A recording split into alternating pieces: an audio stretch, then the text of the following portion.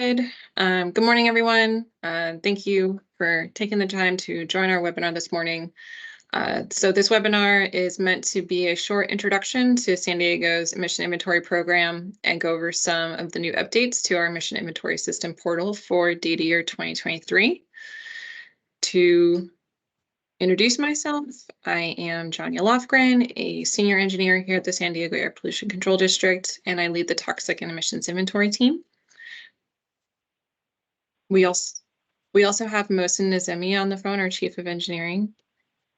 Good morning, everyone. Thank you for joining us for this training webinar, and we'll be glad to answer any questions after the training, and also have a second training that Janya will talk about. So thanks, Janya. Back to you. Thanks, Mohsen. So yeah, before we get started, I'd like to mention that we will have another webinar on March 20th at 2 p.m., which will also include detailed instructions on how to use the EIS portal. The March webinar will be very similar to today's and is meant to be an option for those who might not be able to attend today. The information for that webinar will also be available on our website.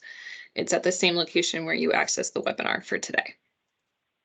And then also a copy of this presentation and recording of the webinar will be available on our website either later this afternoon or tomorrow.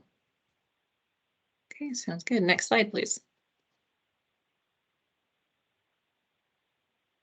So a quick agenda. First, we will go over the programs applicable to emissions inventory, which includes the district's Rule 19.3 and CARB CTR regulation. Then we'll review the 2023 data request letters, which were sent out, the reporting timeline, including extensions, and then we'll cover what's new in EIS. And at the end, we have some resources available on our website. Next slide, please. Perfect. So first, I'll give a short summary of each of these emission inventory programs, including the inventory type and reporting frequency. If you have any questions about applicability or a specific inventory, I suggest referring to each regulation directly. We've given the links for each regulation here in this slide. So, for example, regulations created by the California Air Resources Board can be found on their website, and those links are given here. So first is CARB's AB 2588 Hotspots program. These inventories are required to report if they emit toxic air contaminants found in Appendix A of the Emissions Inventory Criteria and Guidelines Regulation, also known as the EICG. And if they're above certain reporting thresholds and included in Appendix A, then they need to report. These facilities are required to be analyzed for health risk, and therefore their emission inventories are used to create what we call risk prioritization scores. And if those scores are above district thresholds, a health risk analysis may be required. The reporting frequency for this inventory type is every 4 years. The EICG was amended in 2021, and now Appendix E phases in smaller facilities based on thresholds of certain activities and process types. The second inventory listed here is CARB's Criteria, Pollutant, and Toxic Emissions Reporting, or CTR regulation. Facilities must report to CTR if they are part of CARB's Greenhouse Gas Mandatory Reporting Program, emit more than 250 tons per year of criteria emissions, or if the facility has one or more permits with the district and actual emissions exceed the levels detailed in the CTR regulation. Here in San Diego, we consider these types of facilities as core facilities. In 2021, the regulation was amended to phase in smaller facilities which hold permits to operate with the district. Phase 1 facilities were required to report for data year 2022, which was our last year. Data year 2023 is a gap year for these facilities, and then phase 2 facilities will be subject to reporting for data year 2024. The third inventory listed here is for facilities which emit more than 25 tons per year of nitrogen oxides, or NOx, or volatile organic compounds, VOCs, which is a requirement of the Federal Clean Air Act, of the Environmental Protection Agency, and the reporting frequency for this inventory type is every year, annual. The next one, which is the fourth on this list, is listed for facilities which emit more than 5 tons per year of NOx and or VOC, and this is per the district's Rule 19.3. The reporting frequency for this is also annual. And lastly, facilities that are located within AB 617 communities and part of the community reduction plans may be required to report to emission inventory, and that frequency is requested by the district. I would like to note that within any given calendar year, a facility may be required to report to one or more of these programs listed here. All received data request letters will cite the inventory type within the subject line of the letter, which is on the next slide. So we could go to the next slide. So district staff have made the best efforts to identify facilities that are subject to emissions inventory for 2023. We've prepared a list of facilities which are required to report, and those are for data year 2023 reported in 2024. Some facilities may not be included on this list based off specific emissions or activity levels, which we don't have available to us here at the district. So please note that this list may not encompass all facilities that are required to report. If a facility is not listed, that does not mean they're necessarily exempt from reporting. Any facility with an active permit should complete their own applicability assessment to determine if reporting is required. So for 2023, the district has mailed 160 facilities the data request letters, and we'll talk about when those were sent out in the next slide. If your facility did not receive a data request letter and is subject to an emission inventory program, please contact us to request a letter. And then also in the picture here, as I noted earlier, the inventory type can be found in the letter subject line, and it would be the acronym. In this case, it's calendar year 2022 CTR, and that's where you'd find the inventory type. Okay, next slide. So here's the schedule for our 2023 reporting. Like I mentioned on the last slide, the district has sent out data request letters starting in mid-January, and the portal launched on February 5th. The due date for all inventories is 60 days from the portal launch, which is April 5th, 2024. Extensions are available by request and approval and may not exceed May 1st. If you would like to request an extension, please email us at apcdinventory@sdapcd.org. I would also like to note that if reporting is delayed due to any EIS technical issues, the district will allow extensions to the best extent possible. Okay. Next slide, thank you. I would like to highlight that we have some additional resources available to us for reporting in the EIS portal. First, we have published an EIS portal user's guide, which is step-by-step instructions on how to report your emission inventory, as well as give an example of reporting for diesel engines.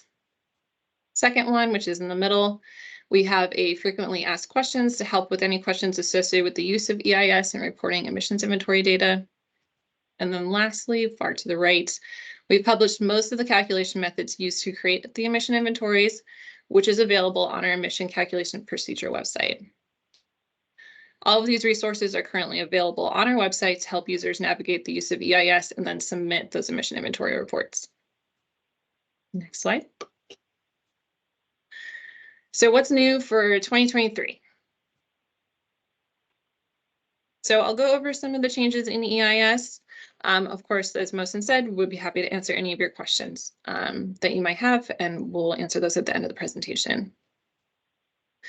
So for the first update into EIS, we have made some changes to the interface of the START dashboard.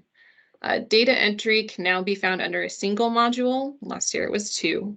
So both Data Entry Direct and EI Questionnaire are available. They are now under a single module box, which is the first one listed here, which is Data Entry. There's also a new module to access the EI reports directly from the START dashboard. Previously, this was in another module, so we've brought it out, so it's in the START dashboard now. This is where draft and final emission inventory reports will be uploaded after the district has reviewed the individual inventories and then uploaded. Next slide, thanks. So responsible officials, or ROs, can now invite users and other ROs to have access to a specific set of facilities.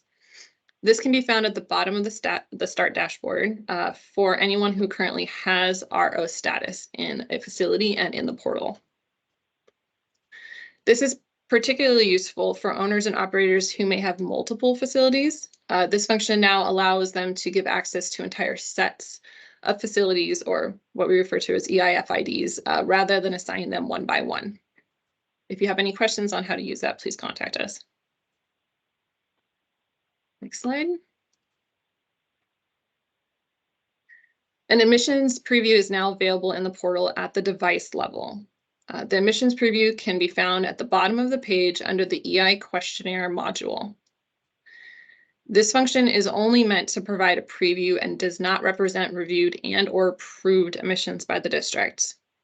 The draft and final admission inventory reports will be made available in the portal after the district has fully reviewed the data that's been submitted. During the district's review, changes can be made, so this should be used for reports to only review the information that's been submitted.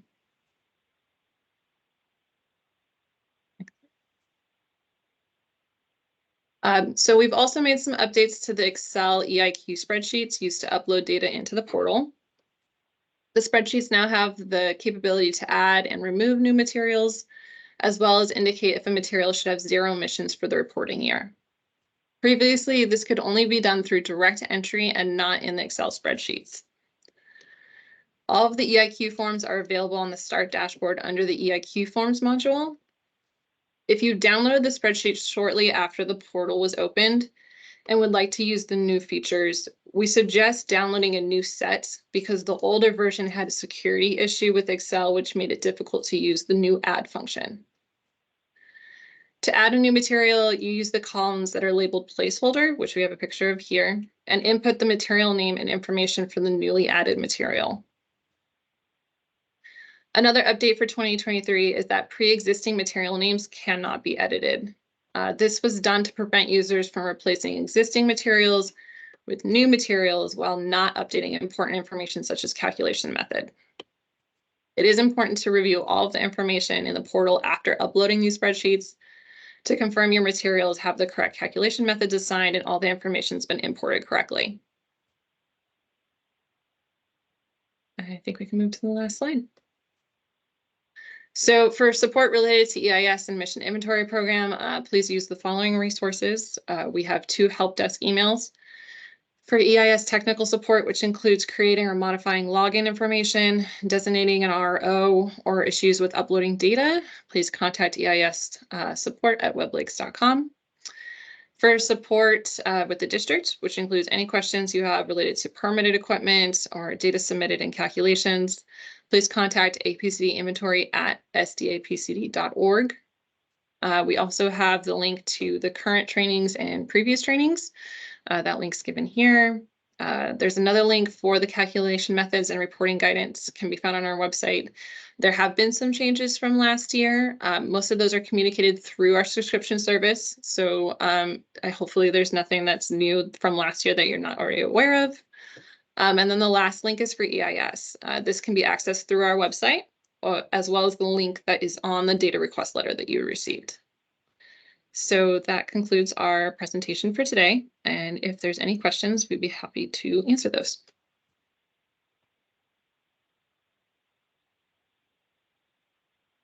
And feel free to either ask questions in the chat or raise your hand.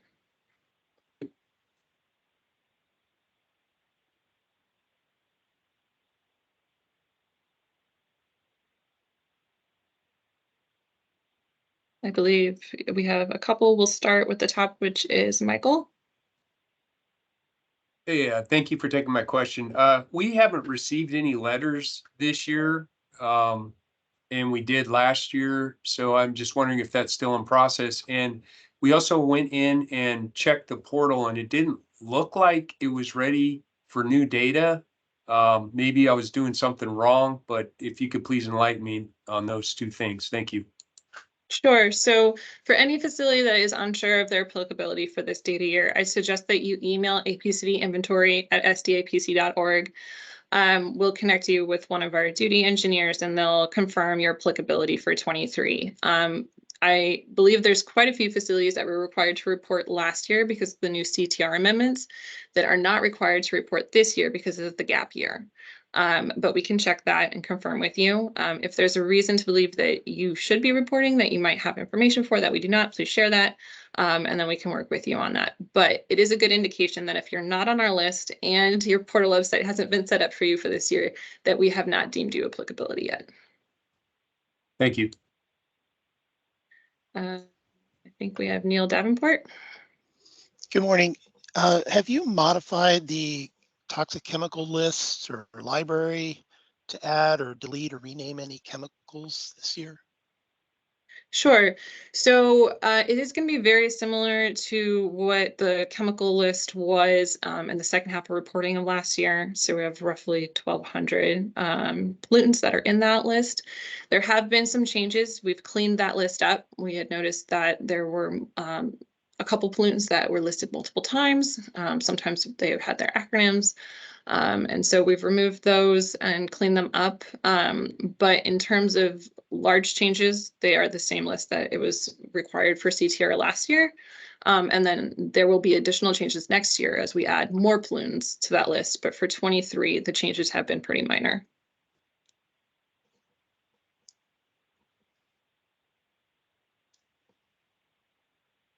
Okay, we have a question from Jim. We received a letter for the first time and I made an account. But when I go online, I don't see any information submitted. Is it supposed to be?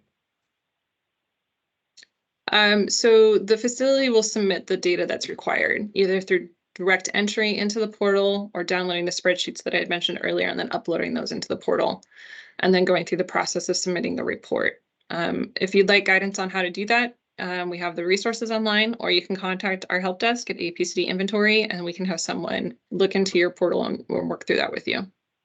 Okay, thanks. Daniel?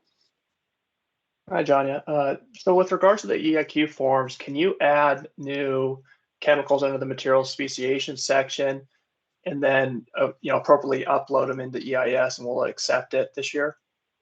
Yes, with the one caveat being that it needs to match what is in our system.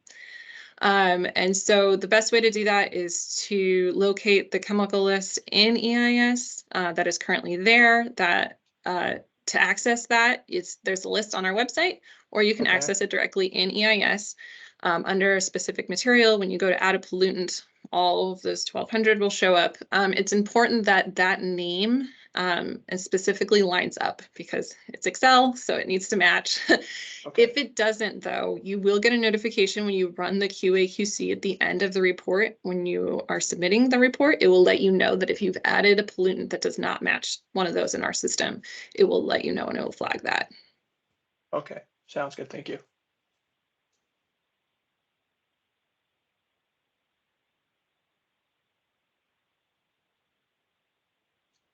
Okay, so we have a question. Where can you see the calculated emissions, i.e. how do you navigate to that page? So Russell, do you mind navigating? I think we're about 4 slides up to the start dashboard.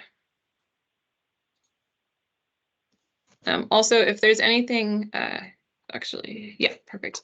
And also, just for the future, we do have our March webinar. If there is something in particular that we should demo in that webinar, please let us know if there's something that you're interested in being demoed. We aren't set up for that today, but we can do that in March.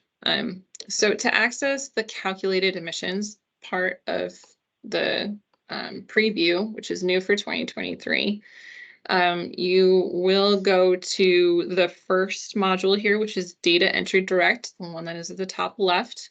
You'll click that, then 2 modules will show up, a Data Entry Direct and EI Questionnaire.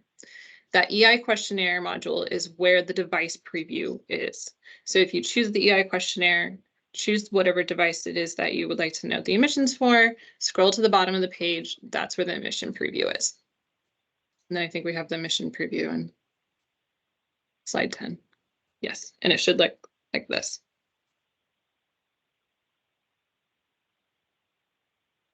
Hi, this is Julie Mitch. I put that comment in there, but I actually can't see that in any of the facilities that I'm looking at. I don't see the preview.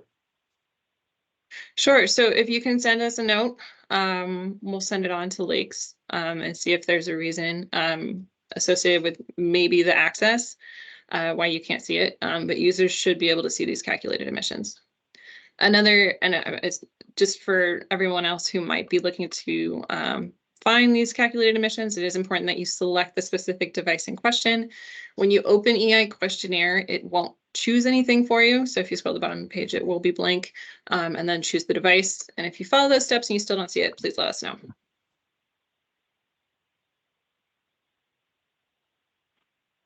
Okay, so we have another question. When I sign into the EIS system, I can only see the inventory from 2022. How can I see 2023 data? So I don't have a slide for this, but in the upper right-hand corner, it will list the inventory year and your facility. And it'll say inventory. You'll click that link, and then a set of different inventories that are available to you will pop up. If you do not see the 2023 inventory, that means that you are probably not applicable to 2023. If you have questions about that, or if you think you are applicable to 2023, please let us know.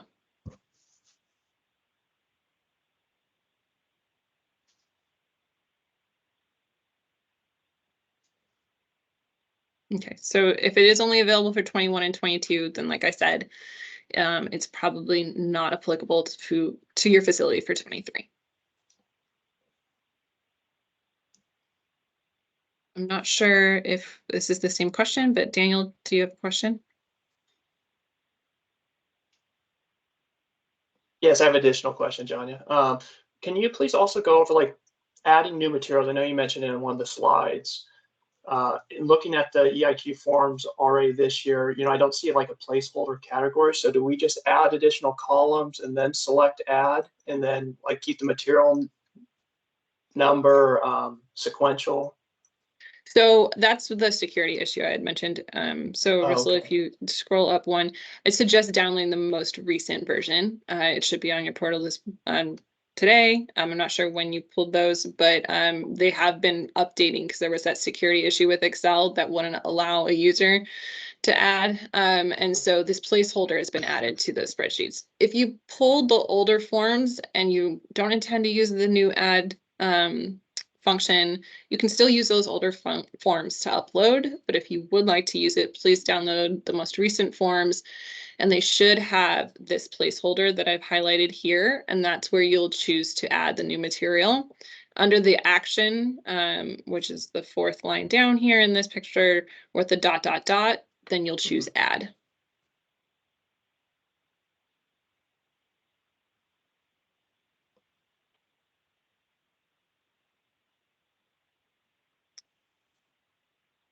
Okay, so we have a question. Can the EIS number list the APCD site number and name? Erica, I'm sorry, I might not be understanding your question. Was this relevant to the list that we published for the applicable facilities in 2023? Not for the list, and within the system, when you have the EIS number, it's, you know, sometimes for us as we have multi-sites, we have to go back and look at what PTOs are associated with that particular site. So it would be easier if we have an EIS number associated with an APCD site number that is typically listed on our PTOs. Does that make sense? Because we almost need like a table to decode what facility are we talking about when we have multi-sites. I agree. We have the same table to decode for smaller facilities, which is one site or one PTO or multiple PTOs, but one site per facility ID. That relationship is pretty simple, but as you've mentioned, some of our facilities have hundreds of sites, and the facilities know their site IDs or their PTO numbers and not necessarily how that correlates to your EIF ID. So I would suggest if you have any suggestions like that, please email us and we can look into it. EIS is limited in what we can add, but if we can make it more user-friendly to help users know which facilities to report, then we want to do that to the best extent possible. This is why we add the site ID as much as we can. But we also have something called a parent site ID, which identifies like one site per EIF ID. But if you have any suggestions on how we can align that so the user better understands which sites are in those EIF IDs, we'd be definitely open to those suggestions. Okay, thank you. So we have another question. Could you mention again, why is the gap year for some facilities? Sure. So I can answer this, but this comes from CARB. So the gap year is for the CTR regulation, which is a CARB regulation. And in that regulation, they had predetermined that this would be a gap year. The reason that they've explained for that gap year is because last year was the first year, and CARB has received a lot of data from the 5 districts that were required to report in phase 1. And they wanted time to go through that data and find any data gaps before we went into the second phase.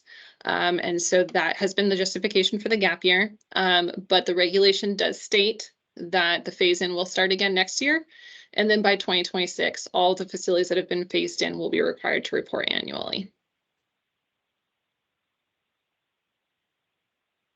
So hopefully that answers your question.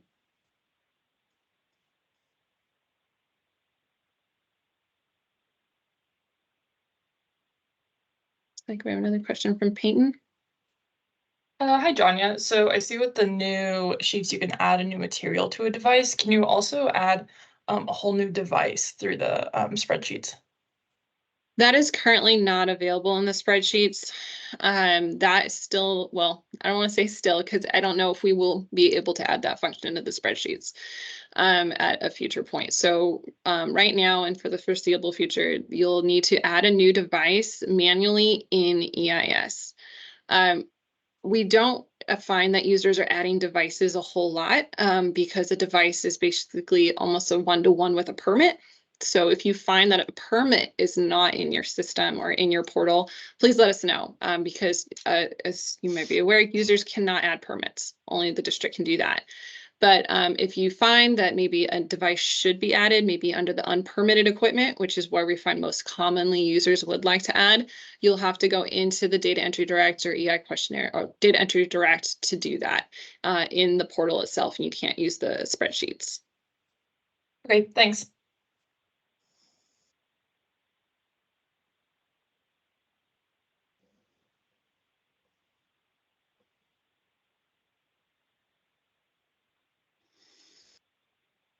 I'm doing a quick check. I don't see any other hands raised. Maybe we have one more from Neil Davenport.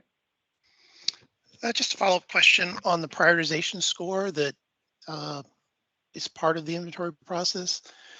CARB will tend to change health factors fairly frequently. Is this inventory season tied to the current CARB published health factors, which I think date back to October, or will the district do its prioritization scoring based on a later release of any updated health factors from CARB? Yeah, so good question. Yes and no. The way to know which pollutants are exactly going to be included in our prioritization scores are those which have been accepted in our Rule 1200. And so like other districts, we don't accept all of the values that are in the OEA health risk table unless they've been approved and used for use in our Rule 1200. We have recently gone through a rulemaking to incorporate a lot of those updates from that October update that you've mentioned, but there are a couple that were not included in that. And so to really know which pollutants are being included, it would take a look at our Rule 1200. Great reminder, thanks.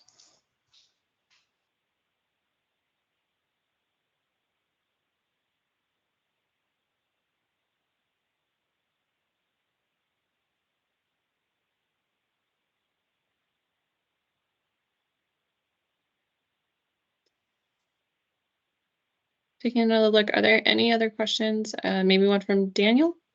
Yeah, sorry, another follow-up. So I downloaded the forms this morning and I didn't see that.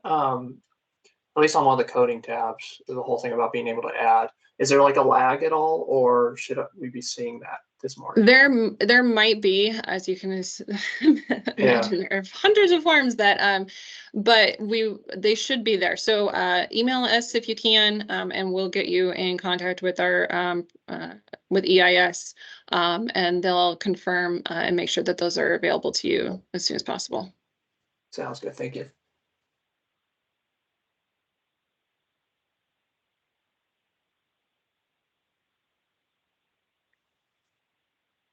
And I would like to mention just one more time that if, you know, outside of this webinar, if you have any questions at all, please email us. We do try to, unless it's the weekend, get back fairly quickly to anyone that has issues in EIS. Or if you have any questions on where something can be found, we're here to help walk you through that. And then any EIS technical issues as well, we do have that eis.support@woodlakes.com, and they should be able to get back to you fairly quickly. I just wanted to, in case I'm missing anything, please unmute yourself if you have any questions. Because if not, I think that we may wrap up.